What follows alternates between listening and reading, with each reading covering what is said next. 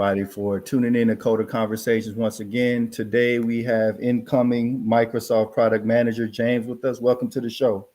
Thank you very much. Really happy to be here today. Yeah, Thanks we're for coming definitely on tonight. definitely Uh, glad to have you on, man. Yeah, just to get things started, can you give us a little bit about your background? What is your educational background, and what are you doing now? oh yeah, definitely happy to. So my name is James-Owolabi Adeoluwa. I'm originally from Abuja, Nigeria. I came to the U.S. to pursue my studies from Nigeria about 3 years ago. So I'm currently a senior at Philadelphia University, majoring in computer science. And so during my time, like in university, I've had the chance to intern with the Texas Advanced Computing Center, Electronic Arts, and now Microsoft. Oh wow, that's Oh, awesome, wow. man. Thank Nice, man. So how did you like get into electronic arts and then Microsoft? Oh yeah. So during my freshman year, I started off not knowing what I wanted to do, so I was just kind of like throwing applications here and there. And then I was fortunate to land a data science internship at Texas Advanced Computing Center. And so doing that, I really got excited about that. But unfortunately for me at the time, the internship was just for freshmen, so I wasn't able to secure a return offer for that particular role. And so I pretty much did the same thing in my sophomore year. And given the experience I already had at that time, I was fortunate to get an interview with EA and some other companies at the time. And yeah, I think the role I got at EA was a product manager intern role as opposed to the data science internship that I did prior in my freshman year. And so I feel like the experiences that I had from my prior internship kind of carried over into like me getting interviewed for the role at EA. And so during my interview, I talked a lot about what I did while I was at the Texas Advanced Computing Center, TACC. And so I guess they were impressed at the time by what I had done. And so I was fortunate to get the offer at the time. And yeah, I think that was pretty much it. I think most of what went prior to that was just a lot of interview prep and research, resume review, and all that kind of stuff. Oh, awesome, man. So like what really made you stand out amongst your peers? Because I know getting into companies like EA and Microsoft has to be really competitive. I think I remember talking to my hiring manager like during my internship. I had the opportunity to have lunch with her, and like I think I kind of like asked the same question, and so I think she told me basically that she kind of felt like the roles, like the experiences that I've had before, kind of match similarly to what that particular role requires. And also because it was EA, like I had a good knowledge of some of the EA games because I played some EA games like FIFA, and so Right, and F1. right. Yeah. So like the knowledge I had like possessed from like those games, and also like my prior experience in data science, she said it was like kind of similar to what they were looking for in that role, and like to just enable me to be able to like learn things faster, given that what I was gonna be doing was similar to that, and also given that I have a passion for games in itself, it will be able to like I'll be able to like transfer those skills very easily. So I think that was one thing. I think another thing she mentioned, she said like she loved my enthusiasm at the time. And so I guess that was like that's a really good plus. And that's an advice I usually give to other people who are going to interview to like, yeah, just make sure you show enthusiasm, make sure like you really like actually want to work for them, and make sure that they can see you actually want to work for them too. I think that's always a good plus to have. Yeah, I think that's huge. I mean, what mainly do you like to focus on in terms of programming? Yeah. So I haven't done a ton of programming except like for my school's coursework. But as far as like product stuff goes, I feel like it's usually like the ideation phase where like come to think of the problem and like think, okay, what can actually solve this problem, like with what I'm gonna do, like given the cost, given how much it would take, or given how much effort I'm gonna put into this, is it gonna be worth it at the end? So I feel like the whole like phase of ideation, because I had to do that, at EA, I still had to do the same thing in Microsoft too. Like the whole um phase of ideation for me is what I find most interesting, because that's kind of like the base on which you're gonna build a lot of like whatever you're gonna be working on going down the line. That's awesome. So, like product management, are you working on creating your own products, or are you currently managing a suite of existing products? Oh yeah. So yeah, I think my experience at EA and like my experience at Microsoft were very, very contrasting. I think that's also another thing that's very well known about product management, is that like the dynamism of the role.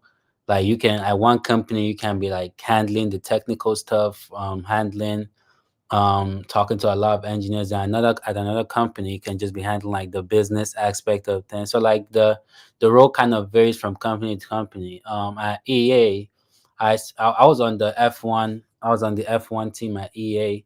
So I spent most of what I was tasked with was like just creating new features for one of the existing game modes. So that was what I did during so I was kind of like working on an existing product. But while I was at Microsoft, I was working on a new product. I don't want to like, I think it's kind of new. It hasn't been released yet, so I don't want to like speak much to it for privacy or security concerns. But yeah, I was working on a new product at Microsoft, and I think it was more so technical phasing.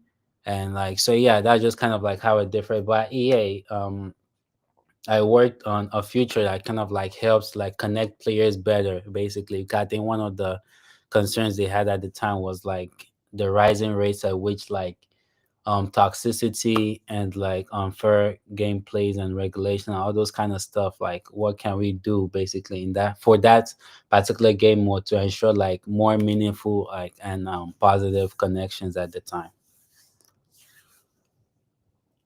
Awesome, man. I think a lot of people they don't necessarily know what a product manager does. So, if you were able to break that down, can you kind of tell us what you do on a day-to-day basis and how it impacts the organization? Oh yeah, definitely, definitely. I think I'll kind of like just pick for from like the similarities between the two roles I've done so far. I think generally like the basic stuff is there. Like you're definitely gonna be involved in a lot of meetings. You're definitely gonna be the one as a product manager. You're gonna be the one that's like updating the stakeholders. So be it the engineers, be it the customers, be it whoever your task with facing at that time. You're definitely the one that's gonna be giving regular feedback and updates. And also depending on like also the nature of the role you're put in, as far as like the future ideation and like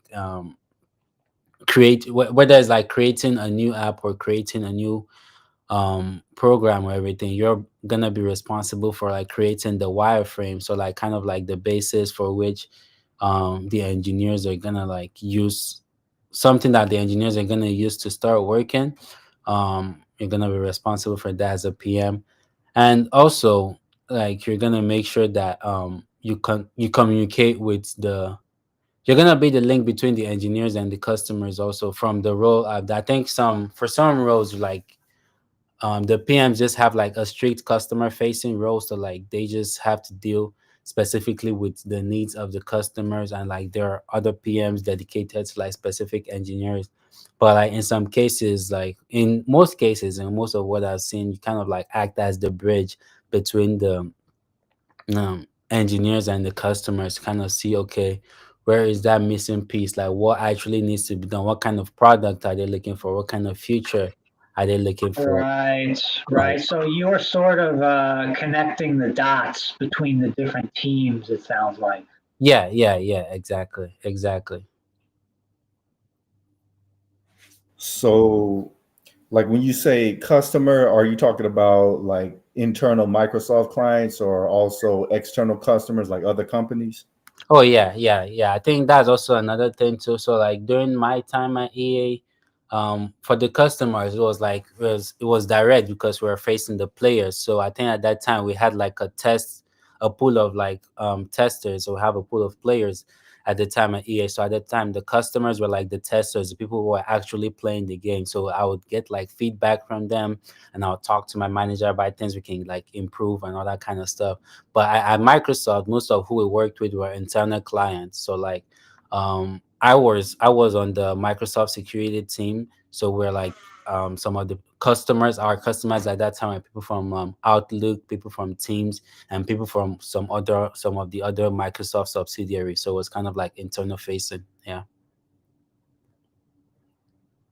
Awesome, man. So like, how does the process actually go from, talking to the customer? I guess you're getting requirements, and then once you have the requirements, you're creating specifications and wireframes, and you deliver that to the engineer. Is that correct?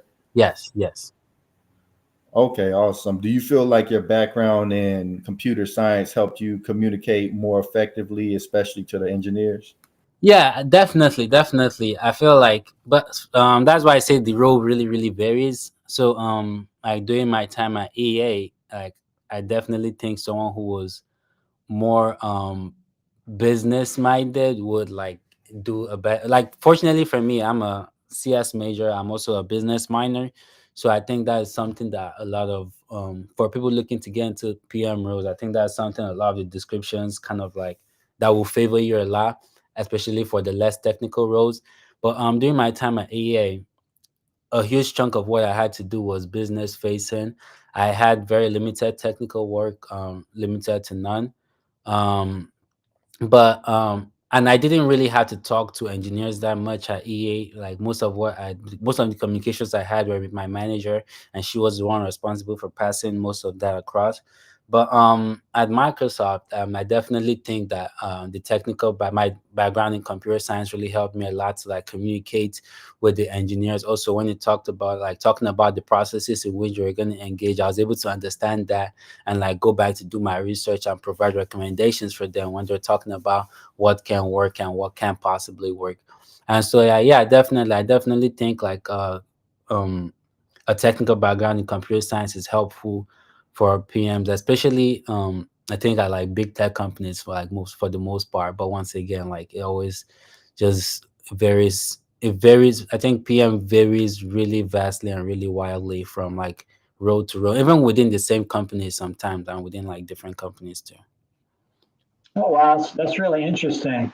So, I mean, what is your favorite area to focus on within your job? Yeah, I think the number one thing that I like the most about being a PM is that it's very dynamic. So during my time as a PM, I had mentors, I had friends and colleagues at that time who were full time workers. So like you can just see that like other PMs too. Now I'm talking about, you can just see that like if you talk to this person about the work they're doing, and you talk to another person about the work they're doing, can be two entirely different things. Like one person can be doing like heavily data science focused stuff, another person can be doing heavily like business focused stuff, and like just a lot of. So I think the main thing that I really enjoy about like being a PM is that like you really just like you don't know what to expect basically, so it always keeps you on your toes. It enables you to like learn a wide array of skills, because obviously if you're given a project that like has to do with a lot of data and stuff, you had to like familiarize yourself with a lot of data applications, and like know how to read data and all that kind of stuff, and kind of applies to other scope of work also. So I think that's the number one thing that I enjoy as far as like being a PM. As far as like the other stuff goes, I don't really think there's something that stands out to me at the moment right now, but yeah, that's just it so far. Yeah, I mean, Awesome. it sounds highly creative. Like Yeah. it sounds like you have to use a lot of creativity to, as you're saying, connect the dots between the different teams. That's pretty interesting. Yeah, yeah, definitely. I also think so like while in school, like I've done multiple hackathons and like competitions and things of that sort. And I think that definitely like helped and prepare me to like going into like okay, critical thinking and like ideation and like future specification requirements and all that kind of stuff. Like I think also another general advice for listeners, like listen, like looking to get into PM and stuff. If you're still in college or if you still have the opportunity, like there's a lot of like programs and hackathons and competitions and all that kind of stuff that just kind of foster creative thinking and foster like product development and stuff. And like I feel like those kind of things really help me prior to going into the workforce. Now, what would you recommend, let's say, someone new to the industry, someone that's maybe entry level, still in school, trying to weigh their options? What advice would you give to that person, that person who's really green in the industry? Yeah, yeah, definitely. So like I think one thing I think so if I'm being really honest right now, and I think I face the same problem. I think you might like hear a lot of people say, okay, the market is really saturated right now, and like, especially like the tech market. I think to some extent that's true, but like that shouldn't scare anybody from like going into tech. So I think for people who are starting off, I know everybody like for people who know what they want to like do specifically, I feel like that's wonderful, that's nice. But I also another thing, I feel like don't limit yourself to like a particular bubble. For example, like I've seen people who just say, okay, they just want to apply to like big tech. If it's not Google, if it's not Microsoft, or if it's not one of the big trading firms, that like they're not gonna apply to and stuff. But I think like if you're looking, especially like coming into the industry fresh, like no prior experience, or just looking to gain experience for the first time, I would say like don't limit yourself. Just apply. Just like apply to as many like different roles, different companies, whatever opportunity you see and you feel like okay, you like might have the skills needed to be able to like perform this task, or to like show that you can perform this task during the interview.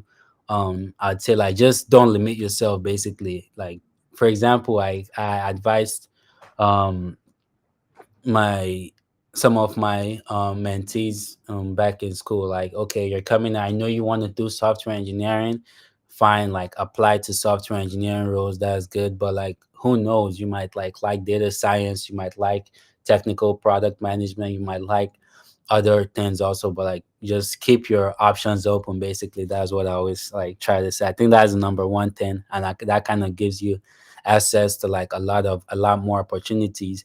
And then the second thing I would say is like get the basics really straight. So when I say like the basics, like things like the resume review and interview prep. So like those kind of things are like it's like I would say it's almost impossible to like get a job without like being good at without having a good resume or like being good at interviewing.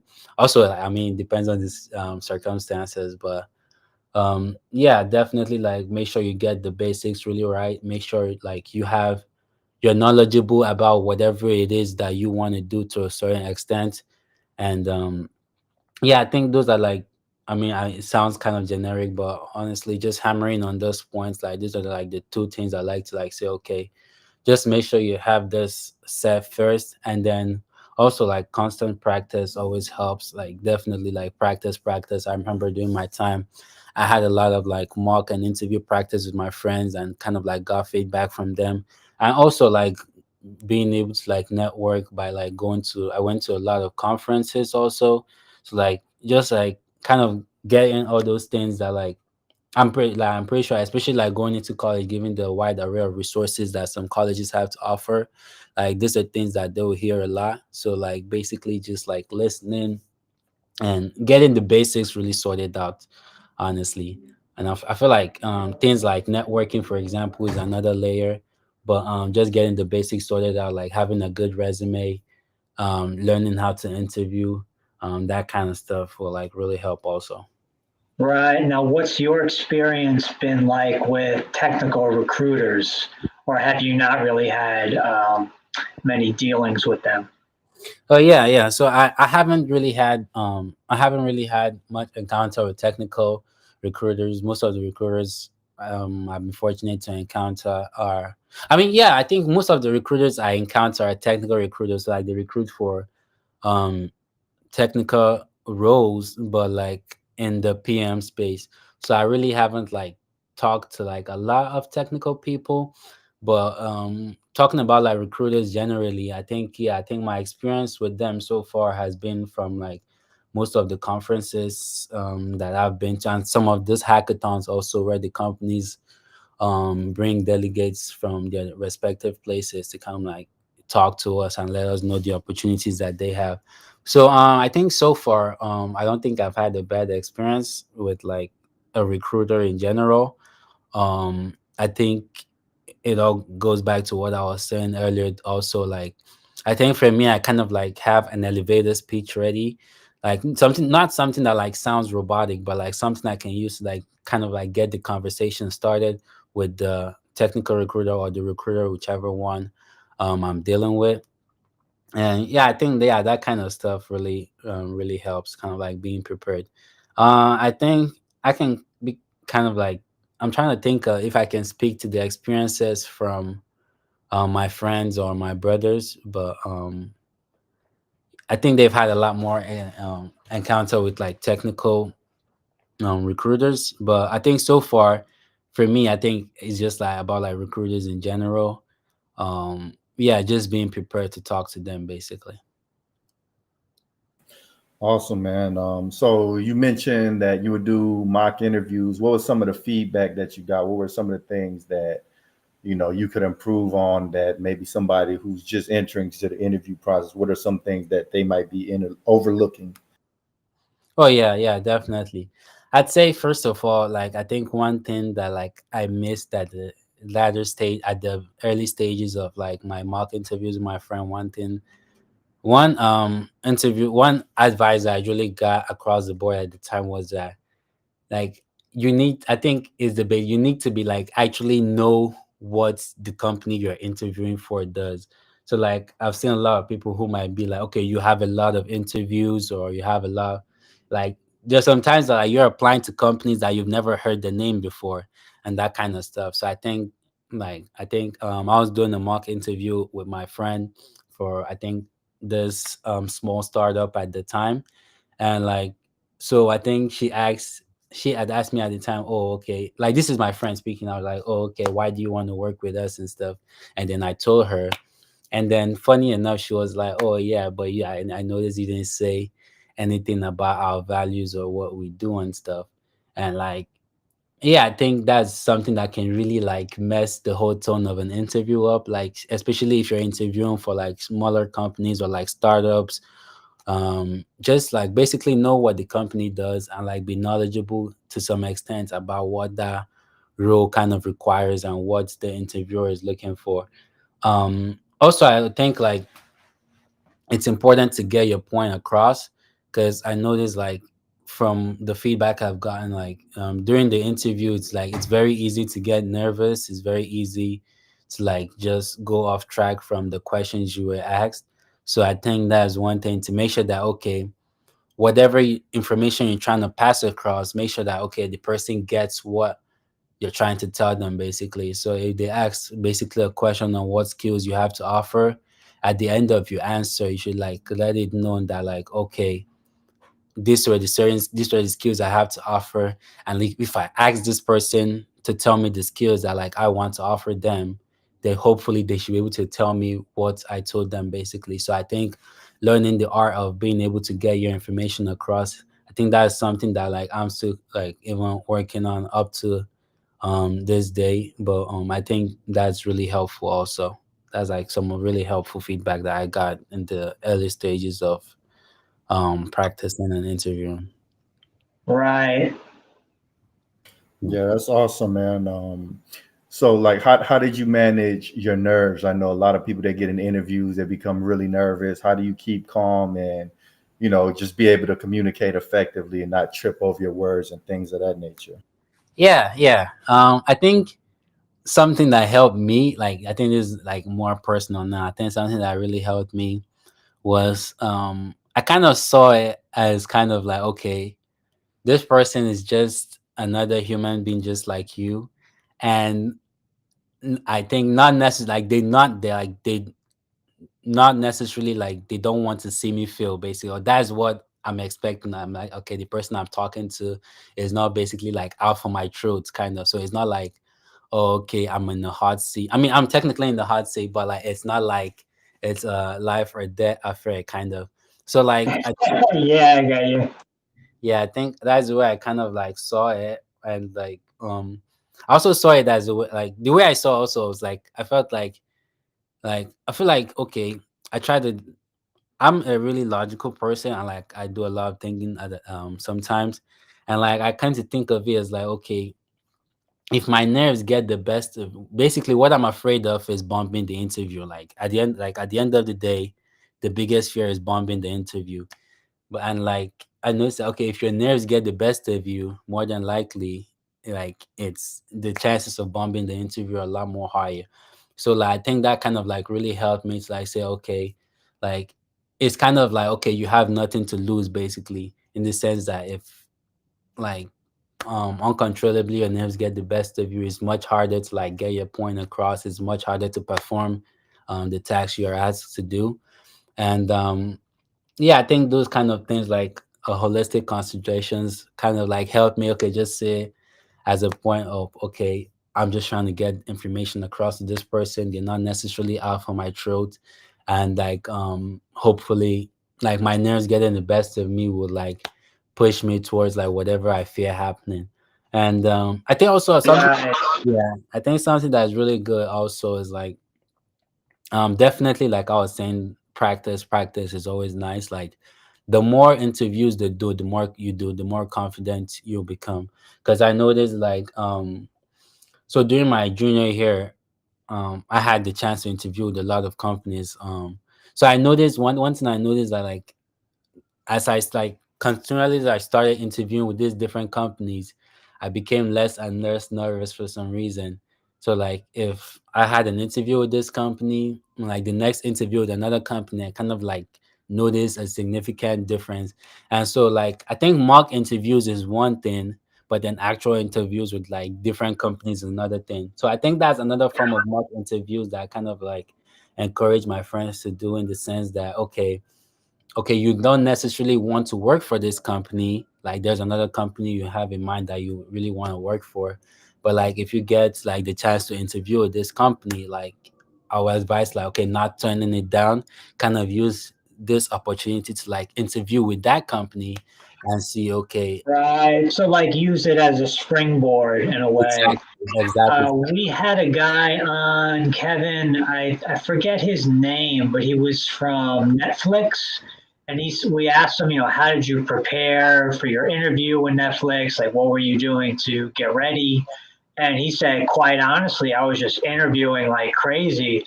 I think Yeah, he interviewed at something like 10 to 20 companies before he interviewed at Netflix. So like by the time he got to Netflix, it was like a breeze. He was, yeah, yeah. he was doing really well, like just kind of firing on all cylinders at that point. Would you say that rings true?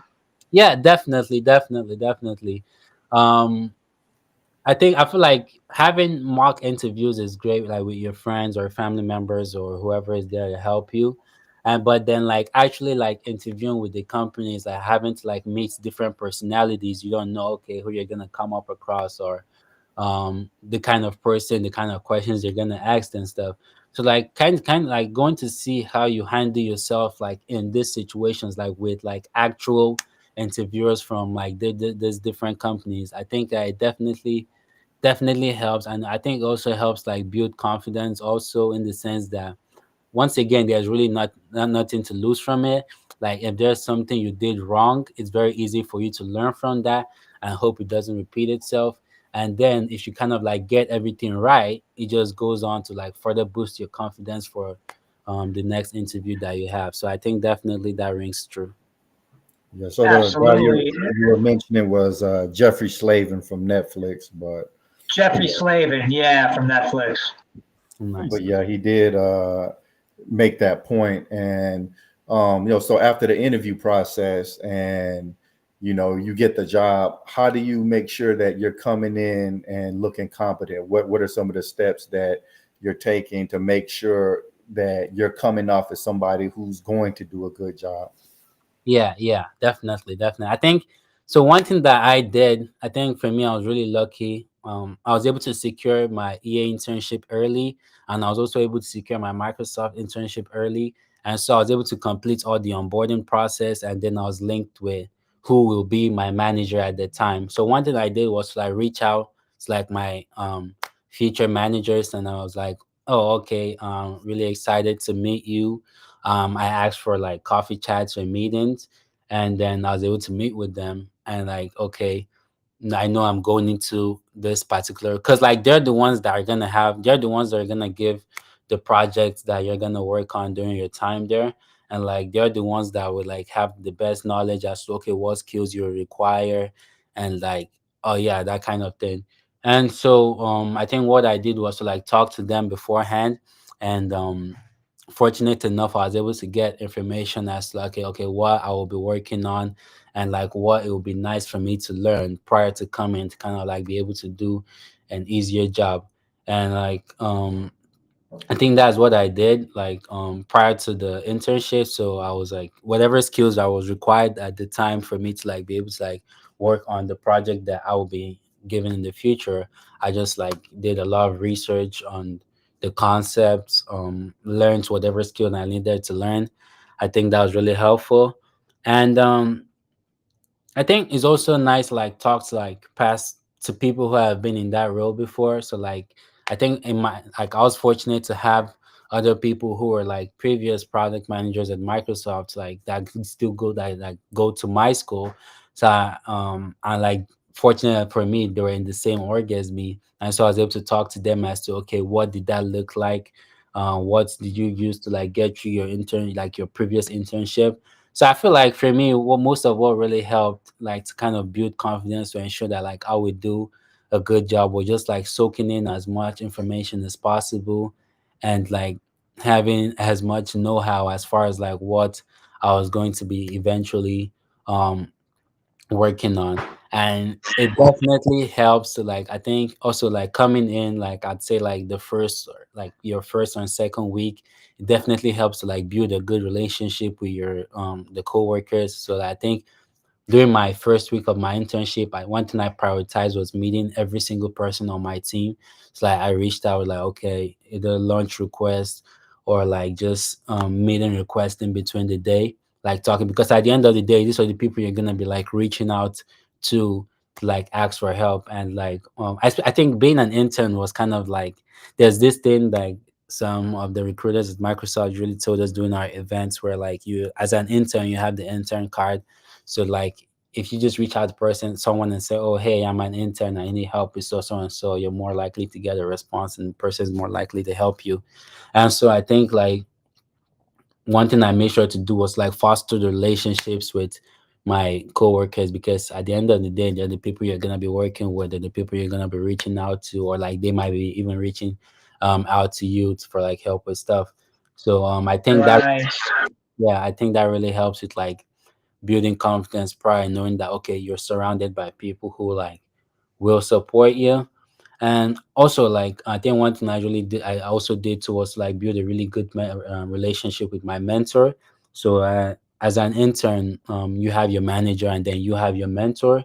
I think like for my past internship, my mentor was really crucial to the success of my internship. And like I think once again it just goes down to like building good relationship with the people that matter, and then having the skills like actually do the job, like learning the skills prior. And I think like just a collective of this kind of things really like go on to build confidence and like ensure that okay, you Right. complete the task you're given. Yeah. Yeah, I mean, for me, I used to work in programming and I had a really bad experience where I was brought in as a React front end developer and there was no mentorship available. There was no training available. They just sent me the code base, expected me to understand, that was a junior.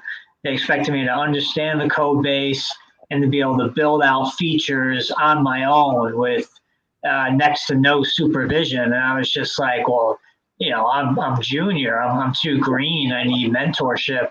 And they're Yeah. like, oh, well, we can't. The excuse they use was they can't take their senior developer off of his work to train you. which I felt like was kind of a cop out, but that was the excuse they used. Yeah, yeah. That I think yeah, I think that's crazy. I think yeah, definitely like more so recently. Yeah, every single I know like Microsoft has like 1,000 or so like interns and stuff like or more, but like every single intern has like a manager and a mentor definitely. So I think that's something that like I think they've probably seen as to be like really helpful because also I think like especially your manager like as interns you be at least I don't know like I think I don't want. I'm not the kind of person that wants to go run into my manager every single time I like face a roadblock or a challenge or that kind of thing. I feel like having a mentor was like really nice, and like I'm pretty sure the company saw that as well. And I think other like various other companies too. This is something that has become a huge part of the internship experience, making sure like mentorship is available. Yeah, I'm really sorry you had to go through that because I think that's really crucial for like the success of my and like even the success of like some of like the internship of my other friends too. Like they told me like they had a great relationship with their mentors too. So I think that's something that like really should be prioritized and like that really helps. Yeah, I mean, it was definitely tough, kind of falling on my face. It was very much a sink or swim environment, as these people love to say, a hit the ground running situation. And Yeah. it was not going to work out. I was set up to fail, and I ended up leaving programming. I did technical recruiting for about a year, and then now I'm doing music again, which is what I was originally doing. So it's just, I look at it like God opens doors, God closes doors. One Yeah. opportunity ends, and then a whole new opportunity pops up. And so that was my experience. I just try to be really open to life. Oh yeah. Yeah. Yeah. Yeah. So yeah, like if you're in a situation where there's a low amount of information, there's not a lot of clarity. For example, like how Brian faced, he was Yeah. tasked to do something, and there wasn't a lot of assistance. How do you go around? How do you go about making sure the task is able to be completed? How do you fill in the gaps and get the missing information? Yeah, definitely. I think one thing that is very important also is like get a clear idea of what success looks like and like what is actually expected of you. So I feel like starting prior like to starting your internship or like when you actually start like prior to like starting your full-time role, like get a clear picture of what success looks like. Get a clear picture of what is expected because it's very easy for like someone to just drift off and focus on the wrong thing, and at the end of the day your manager is like, okay, I don't think this is not what I was expecting, or this is not what I asked you to do basically. So I think like um this is where like communication with the manager comes in. So I think the first step definitely like have a strong communication with like have a strong sit down with your manager, like make sure like you as a person, because you would know like in yourself, like I know it's easy for like, oh, your manager to ask, oh, do you understand what I'm saying? You're like, yes, yes, I understand what you're saying, or yes, like understand what's expected of me. I'd say like just have a like a session with your manager where you're like, okay, this may as like whenever this meeting ends, I will have a really clear picture of like what is expected of me. So I feel like prior to starting, that is something that like should be prioritized and like ask, okay, what's like I'm talking about like actual tangible results now. Like what do I need to get to show that I was successful in doing this? So I feel like with that, when you get a really clear picture, it's kind of like, okay, if you can ask your manager, like in this case, like say you don't have a mentor, for example, or you don't have that support system, like you can ask your manager, okay, what kind of steps they would advise to kind of like reach whatever goal that they've set for you. And like at the end of the day, it's very easy is it's I think it's almost impossible for you to be working alone in your company. So yeah, you're definitely gonna have like colleagues and other people who may not necessarily like be assigned to you, but like you like for example, like while I was at Microsoft, I was around people who had been at the company for like 30, 35 years, 20 years, like so like definitely, even though if these are not people who are working on what you're working on, they will definitely have like a vast array of experience, and like they will definitely be able to give advice on like whichever matter it is that you might be facing. So I think that's also another That's thing. amazing. Yeah, yeah, definitely. I think that's one another thing. So like, as for example, say like you're not assigned a mentor or like a strong support system, I think you can just go out of your way to like talk to these different people with different experiences about like so whatever roadblock you may have faced or like ways in which you can get to a particular goal that was set by your manager. Yeah. Yeah, that's awesome advice, man. So, like, if a company doesn't have a designated mentor, how would Yeah. you approach going and finding a mentor, especially for somebody that might have social anxiety? Oh yeah. I think to give a little more practicality to it, I think I'm gonna add like advise, for example, like going. I know like social anxiety is a real thing. I definitely like face it sometimes, but I think I kind of like really start small in the core. And like so I think one thing I did, I mean I had a mentor, but like one thing I did to kind of like just get extra help was that there's this thing that like some company called like ERGs, like employee resource groups. I think that like a lot of tech companies like now have ERGs. So like kind of like just being involved outside of like just your work stuff. I feel like so I was part of the Blacks at Microsoft's ERG. And so like just being there, just being in like those kind of spaces, you're in a space whereby okay, these are people who are readily like who like actually want to help you succeed and like your people with like similar interests. So I think it's very easy to access help from like this particular spaces. So like I'd say definitely like I know like a lot of people are like introverts, but like it definitely helps sometimes like just step outside of your work or your comfort zone at the times like do this kind of like extracurriculars in some sense. I think like it's very easy for like help to come through those different channels. So in a case whereby like there's really no designated like mentor, like kind of going to like these shared spaces where you know okay you and these people have something in common. I feel like it's much more easier to connect because I feel like the whole aim of like having a mentor is to like not just with work, it's just like being able to like connect with them on like uh kind of like to whatever like personal level like you both allow. And like I feel like with that like help kind of comes naturally. So like definitely if you're able to like, connect with this person on like on a really personal level, like if they're knowledgeable about something, it'll be easier for them to like pass down that knowledge down to you as far as like helping you with a project or whatever. So I definitely think like finding these kind of like shared spaces and within the company where like you have the same ideas or you have like something that like kind of connects you guys. I think it'd be like it's gonna be, I don't say easy, but like it's relatively less harder to like find mentors in those kind of spaces that are like really like willing to like help and see make sure that you have a success in your career at the time. Awesome, man. So yeah, you mentioned like having a vision of success. So what does that entail? Like you're picturing, are you doing research on the role and what it looks like to be successful in the company, and then implementing a plan on how you can become that, or what are you doing exactly? Oh, yeah, I think when I mentioned picture of success, I was talking about okay, like say for example, you already got the offer, you're already in the role, like you're in your first week, for example. So like kind of like just talking to your manager, and like I think when I'm like my the success I was kind of talking about in this sense was like something tangible. For example, like during my time at EA, for example, so like success meant okay giving an actual feature that when tested like I can show that it did better than what was already on ground.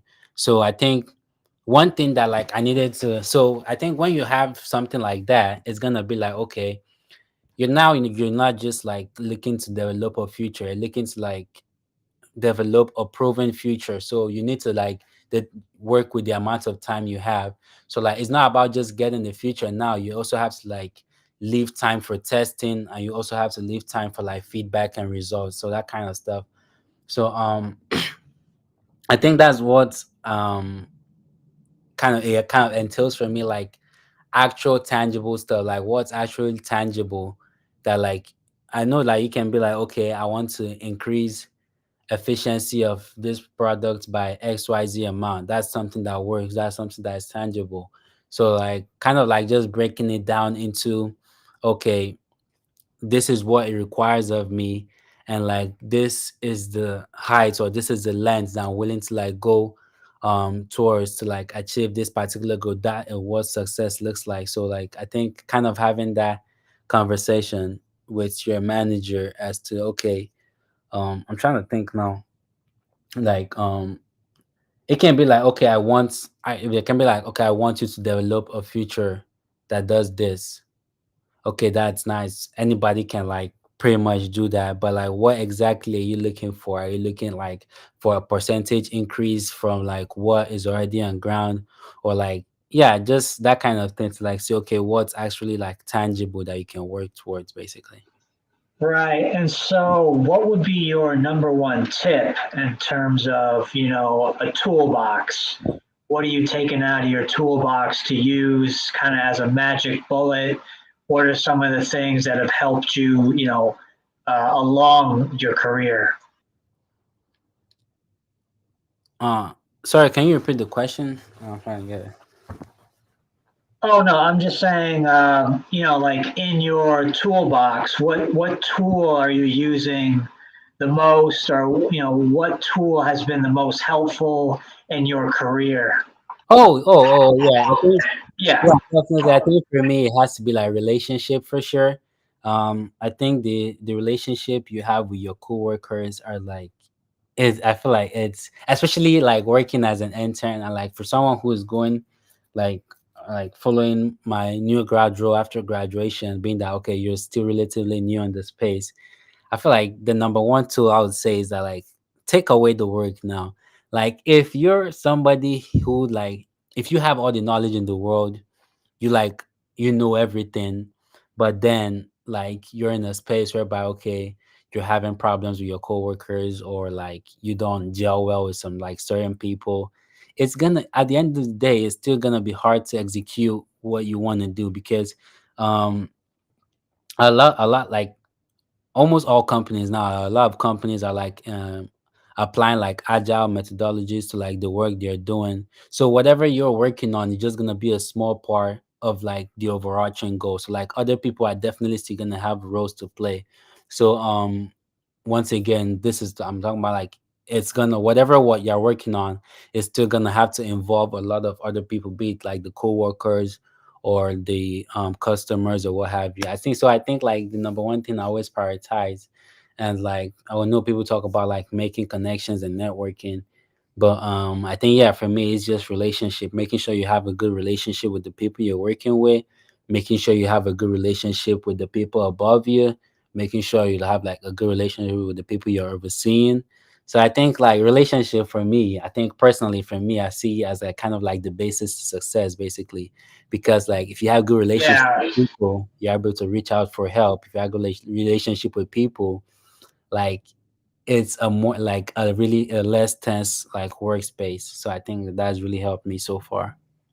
absolutely. And I know something you mentioned earlier stuck out to me. You're talking about enthusiasm in the interview process, being well prepared to know what the company actually does, not just showing up and winging it.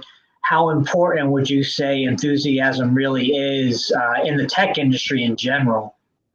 Yeah, definitely. I feel like even like as a person, like okay, I kind of like okay, I'll be like okay, put yourself in the shoes of the interviewer, or put yourself in the shoes of like a fellow colleague or coworker. Like if you're trying to have a conversation with somebody, and like you can visibly see that this, I mean, the person might be having a bad day, but like you might not know that, or that kind of stuff.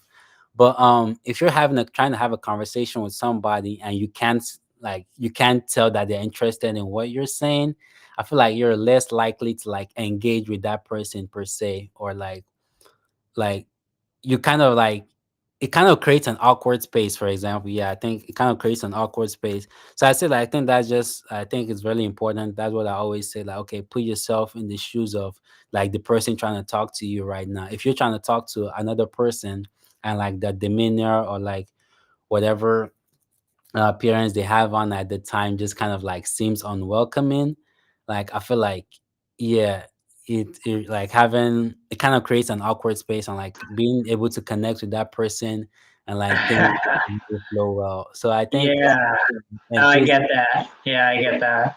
I feel like enthusiasm, like being actually excited about the work you want to do or like the company you want to work for, I think that like kind of like, I think it kind of reflects on your demeanor. So I feel like, yeah, like being enthusiastic about the work you want to do is definitely like important, because it will definitely have a direct effect on the kind of demeanor you portray and like possibly the outcome of whatever conversation you're having. Yeah, I know for me, one time I was talking to, when this was back when I was doing programming, I was talking to a technical recruiter, and they said, well, make sure in your interview when you're talking that you're actually smiling. Because they said, people have a way of picking up on if you're enthusiastic, if you're happy, if you're engaged in the conversation. They were just basically telling me, like, look, like you're saying, look at it from the other side of the road, the other side of the street. Okay, I'm the manager. What am I looking for this intern, and et cetera, et cetera. Yeah, yeah. So yeah, I know that software engineers typically introverts. They kind of just want to show up, solve problems, and leave. But can you explain the importance of forging these relationships and just being somebody that's pleasant to work around and is able to communicate effectively? I believe it's critical if you want to eventually move up to like a leadership position. Oh yeah, definitely. I think that's definitely one thing that like whoever is making those decisions is gonna look at. They're gonna see how well you relate with other people, because if you're like if you're like being up for like movements like say team leader or group leader or supervisor or whatever, like the person whoever is choosing would like rather have someone who like has good relationship with people than like someone who's like super introverted. Like it's just the reality of things, if I'm being honest. And like, yeah, I think being able to demonstrate that you can have good relationships with people and you're able to like connect with people.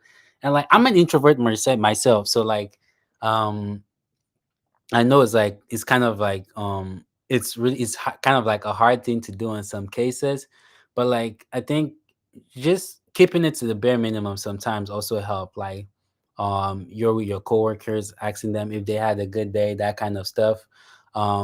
Being interested in a little bit like what goes on like in their lives. Like it doesn't have to be anything to the like you don't have to go have dinner or lunch with them, that kind of thing. Like just the little conversation help, and I'm pretty sure like everyone is capable of doing that.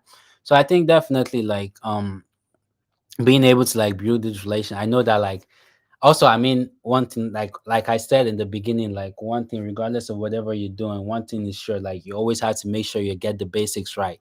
So like you don't want to be like too focused on building like relationships or scheduling meeting with people that you miss out on the work that like you're actually supposed to do. So like kind of like creating the right balance there, in the sense that okay, knowing what you have to do and like actually doing your work, and then finding time to like connect with other people, I think that really helps. So it's definitely important. Once again, like you said, like some people just like to put their head down and get their work done. And like, yeah, I feel like if you're, I think one thing I like to say to that extent is that like if you're working in a place for so long, like a time is gonna come where you're definitely gonna need help, or you're definitely gonna need to like work with some other team or some other colleague or co-workers. So I think like I think that's something to like put in the back of your mind also, that okay, I know like I just want to like I know I just want to like complete this work. I know I just want to like do this and get out of here for the day.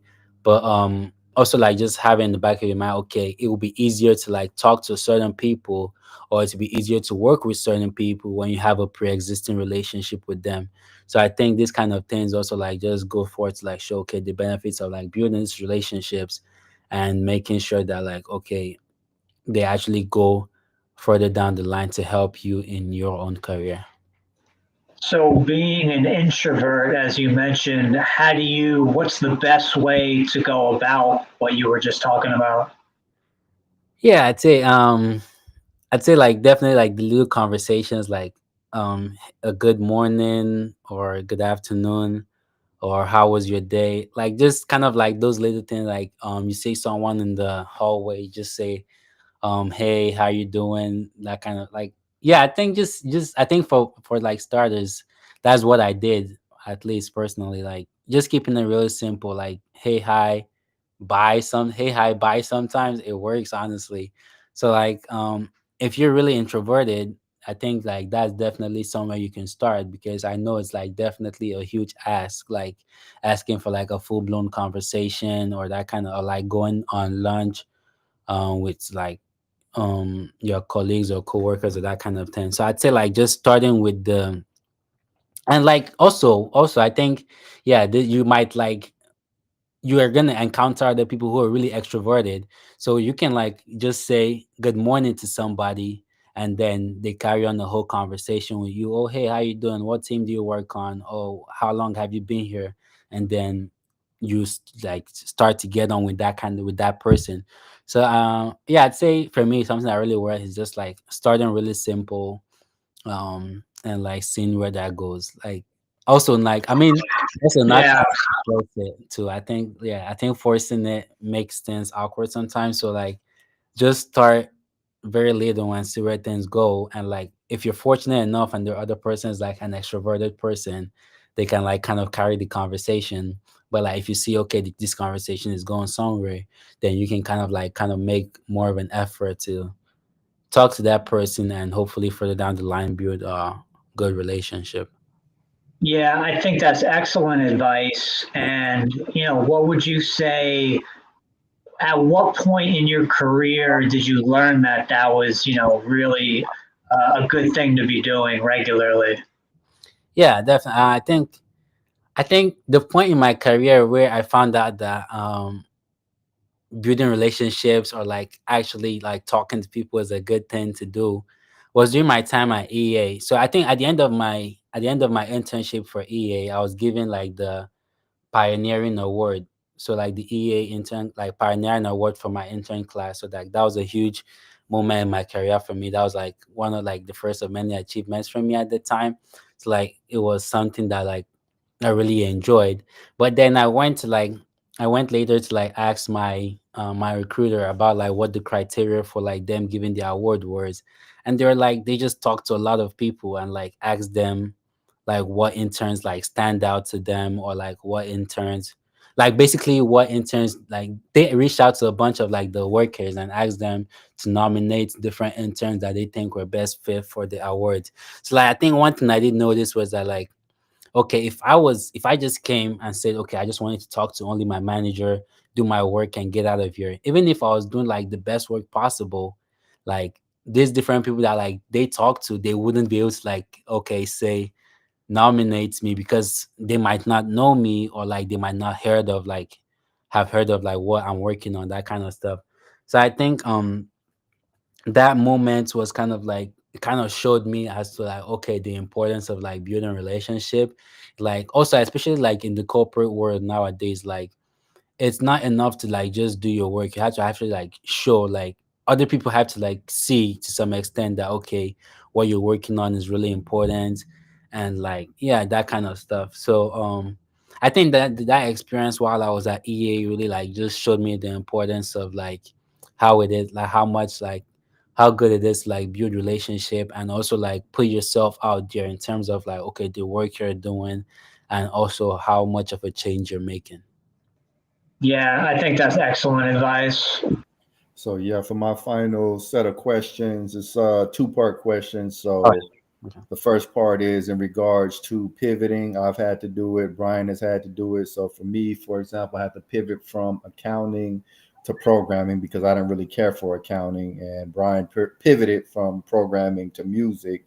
And I know that your background is in computer science, but you ended up in product management. So Yeah. at what point did you realize, okay, I really need to make a pivot from the path that it seems like I'm projected to go on? And also, like, what impact do you ultimately want to make in the product management field? Well, yeah, that's a really nice question. And so, as far as like pivoting goes, I think the big moment for me was during my freshman year. So like the first internship I had was in data science with TACC, and so like moving forward, so I really wasn't focused on like pivoting at the time. I think for me, the idea I had was to just like try out different stuff and see what I would like best, basically, or like apply to a bunch of different stuff and see what I get and see what choices I have to make. So like I feel like that was kind of like my predicament at the time. And so like I think one thing that really helped like after like getting the product management role is that like when it comes to pivoting, like if you have like the idea of a pivot like further down the line, because I know I've talked to some people, they're like, okay, I want to be an engineer for like 5, 10 years, and like further after that I want to like delve into products or delve into design, that kind of things. Like it's really important to focus on like the transferable skills. So like definitely like there are skills that like we apply to software engineers, that will apply to product or program managers, that will apply to designers at the same time. So that kind of like making sure like okay, you have like a set of concrete transferable skills. And in a lot of the cases these skills might like entail like a lot of soft skills like communicating, um being hardworking, like those kind of stuff.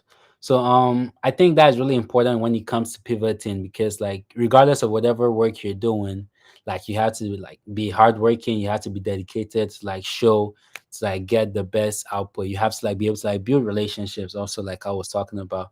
So I think for me that's something that like kind of stands out, like making sure okay, whatever transferable skills you feel like will be needed to like trans to like move into the next role that you're looking for, like just make sure you have that set. And also like it's not just like to pivot, like whatever role you're looking to go into, make sure okay, at least to some like, no, you don't necessarily have to be like a genius or an expert in like whatever you're looking for to get into. But once again, just make sure you have like the basic sets, make sure like you have the foundation set for like whatever the role or task it is you're gonna be doing in that next role that you're looking forward to. So I think that's kind of like a piece of advice I would give for that as far as like pivoting is concerned. And as far as like product management is concerned, I think one thing I'm really looking forward to doing, like keeping it small now, I think it's like releasing like my actual first like future like under my name. Because I think one thing that during my time at EA, I was working under my manager, and so like most of the work that I was doing were like conjoined with what she had to do. So I was working on what she had to do, and like I think it was a little bit similar to what I was doing at Microsoft also. So I think right now, just starting off, my main goal is to like release a product that like actually goes live within the company, and like seeing what like, and hopefully like whatever I do like makes a positive impact. Basically, I feel like, yeah, I feel like that's the kind of scope I've set for myself. Like I know it's a little bit like generic, but yeah, I'm just looking forward to like releasing my first set of products or features or whatever I'm tasked with, and like just making sure that okay, it enables people. Because I've seen like there's working in Microsoft security, there are like some products they're like okay that people talk about. They're like, oh, because thanks to these products, I was able to do X, Y, and Z easier, or like I was able to do X, Y, and Z seamlessly. So like I want to be able to like bring forth a product or bring forth an idea that enables people to like be able to like carry out their work easily, or like if it's the case of the customers, that enables them to like get maximum satisfaction basically. Awesome, man. Brian, did you have any closing questions? Yeah, and I guess this is more so just for our listeners. Could you describe the main difference between a product manager and a program manager? Yeah, yeah, I think yeah, this is yeah, I think this is one of those trivia questions. Like honestly, I myself like I really don't know. I think I can speak to. I think during my time at EA, I don't think there were program like I don't think I came across program managers. Most of the people I was surrounded, we were either product managers or software engineers. But I think at Microsoft, there's definitely like a huge section of people who are like program managers, and some are like technical program managers, and like yeah, I feel like personally, I don't. I'm gonna be honest with you. I don't think I know what the difference is, but I think it just boils down to like the road, the like description for whatever team you're on. Like I've seen program managers like do like work similar to what of some of what like my product colleagues were doing. So yeah, I don't. If I'm being honest with you, I don't know the difference either. But No, it's okay. So it's yeah, kind of like it depends kind of yeah, situation. yeah. Definitely depends on where you're working or what team you're working. Yeah, very cool. Very cool. Well, yeah, James, did you want to leave our audience with any closing thoughts?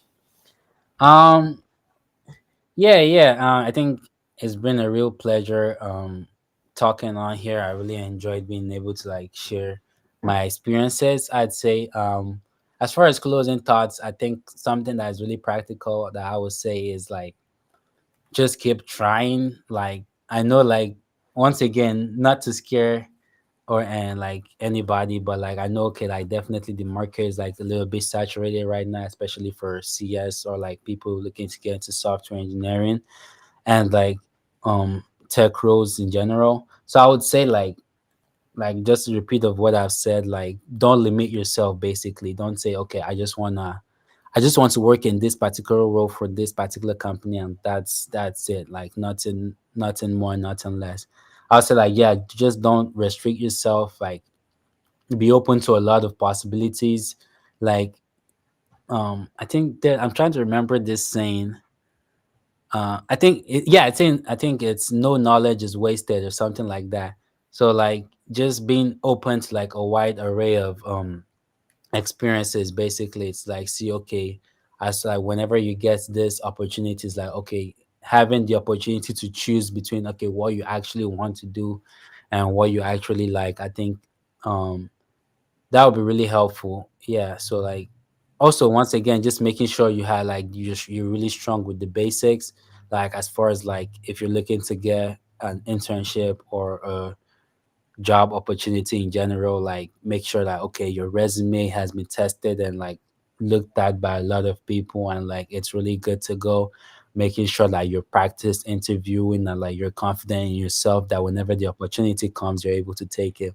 So like yeah, once again, just get this basics sorted out and like make sure that like you're not like restricting or confining yourself to a particular like niche space. But yeah, that's Yeah, pretty much I it. mean that's excellent. That's really excellent advice. That's Oh yeah, no problem. Man, we definitely appreciate you for coming on, man. Yeah, I thank you guys for having me. I really appreciate being here this evening. Yeah, it was an awesome show. And we'd also like to thank everybody for tuning in, but we'll catch y'all next time. Peace. All right. thanks, guys. Have a good night, everyone.